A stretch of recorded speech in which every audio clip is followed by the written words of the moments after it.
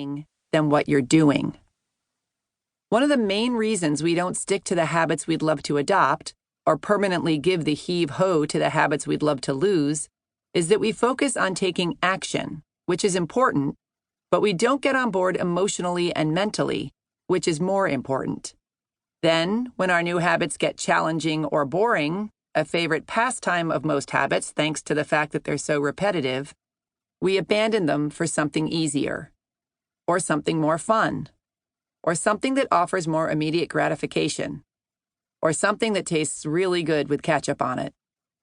For example, let's say you've tried over and over to break your habit of spending more than you make.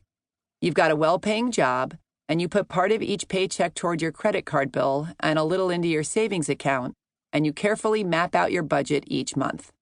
Then, in spite of your careful planning, you find yourself going on trips and forensically investigating furniture sales and jovially shouting, "Drinks are on me!" And before you know it, your savings account is a ghost town and you're pleading on the phone with Pat at the collection agency again. Chances are excellent that deep down you're scared to stop overspending because you're trying to fill an emotional hole with stuff and experiences. Or maybe you come from a family full of spenders and you subconsciously worry you'll be judged and/or abandoned by them if you break with tradition and get your financial act together. It's essential when building good habits to focus on the whole enchilada: your head, your heart, and your hands.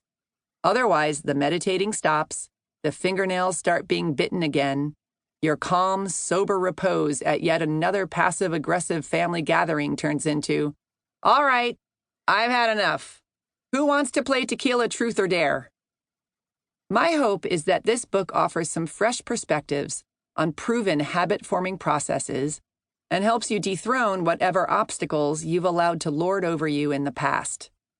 I also hope that it makes the whole habit building and busting experience easier by boiling down a seemingly complex process and doling it out into manageable, bite-sized exercises that you implement one day at a time.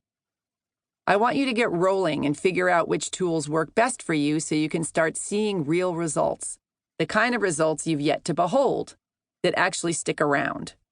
I'm a coach, not a scientist, so while ensmartening you is a goal, nothing gets me all teary-eyed and verklempt like the hallelujah of a dream realized. You see that black belt you just karate'd your way into? You did that. Here, hold my snacks. I've got to get a picture of this. I'll start by briefly explaining what habits are and how they work. I'll help you become aware of the habits you've already got, the good, the bad, and the ugly, and figure out which ones have got to go, which new ones you'd like to create, and who you need to start being in order to pull this all off.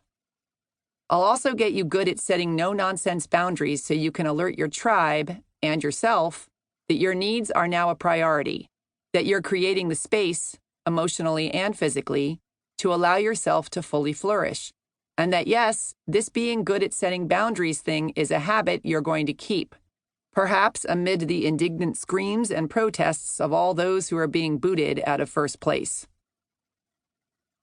Once we've got your heart and head on board, I'll help you pick one clearly defined habit to work on for the rest of the book.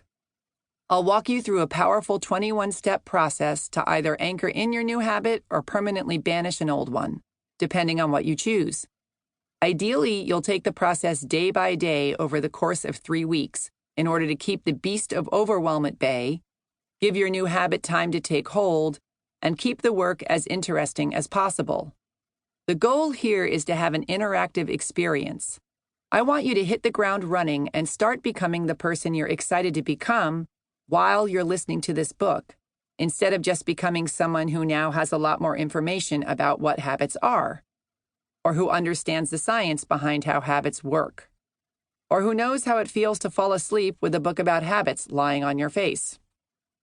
Please get a new notebook and dedicate it exclusively to the work we're about to do. No grocery lists.